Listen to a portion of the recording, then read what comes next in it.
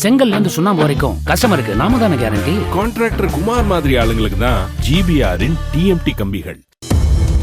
கொல்கத்தாவில் நடைபெற்ற ஐபிஎல் போட்டியின் 42வது ஆட்டத்தில் டாஸ் வென்ற பஞ்சாப் அணி பந்துவீச்சை தேர்வு செய்தது. அதன்படி முதலில் பேட்டிங் செய்த கொல்கத்தா அணியில் பில் சால்ட், சுனில் நரைன் கூட்டணி முதல் விக்கெட்டுக்கு 138 ரன்கள் சேர்த்து வலுவான அடித்தளம் அமைத்தது. நரைன் 71 ரன்களிலும் சால்ட் 75 ரன்களிலும் வெளியேற அடுத்ததாக களமிறங்கிய வெங்கடேஷ் ஐயர் 3 பவுண்டரிகள் 2 சிக்சர்கள் உட்பட 39 ரன்களுக்கு இன்னிங்ஸின் கடைசி பந்தில் ரன் அவுட் ஆனார்.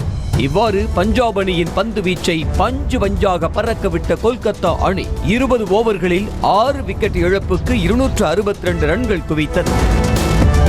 பஞ்சாப் அணியில் அஷ்தீப் சிங் 2 விக்கெட்டுகளையும் கேப்டன் சாம் கரன், ஹர்ஷல் பட்டேல், ராகுல் சஹர் ஆகியோர் தலா 1 விக்கெட்டுகளையும் கைப்பற்றினர்.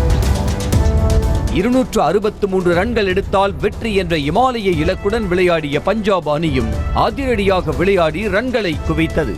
தொடக்க வீரர்கள் பிரப் சிம்ரன் சிங், ஜானி பாஸ்டோ ஜோடி 93 ரன்கள் சேர்த்தது. பிரப் சிம்ரன் 54 ரன்களுக்கு ரன் அவுட் ஆக பாஸ்டோ சஷாங்க் சிங் கூட்டணி கொல்கத்தா அணியின் பவுலிங்கை பவுண்டரி சிக்சர்களாக பறக்க விட்டனர். இதனால் 18.4 ஓவர்களிலேயே இலக்கை எட்டிய பஞ்சாப் அணி 2 விக்கெட்டுகளை மட்டுமே இழந்திருந்தது.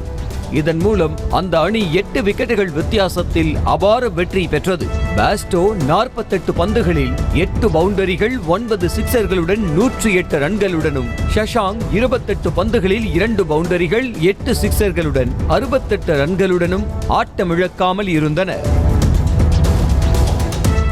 செங்கல்ல இருந்து சுண்ணாம்பு வரைக்கும் கஸ்டமருக்கு நாம தானே கேரண்டி. கான்ட்ராக்டர் குமார் மாதிரி ஆளுங்களுக்கு தான் ஜிபிஆரின் டிஎம்டி கம்பிகள். செய்திகளை உடனுக்குடனும் துல்லியமாகவும் தெரிந்து கொள்ள சப்ஸ்கிரைப் பண்ணுங்க.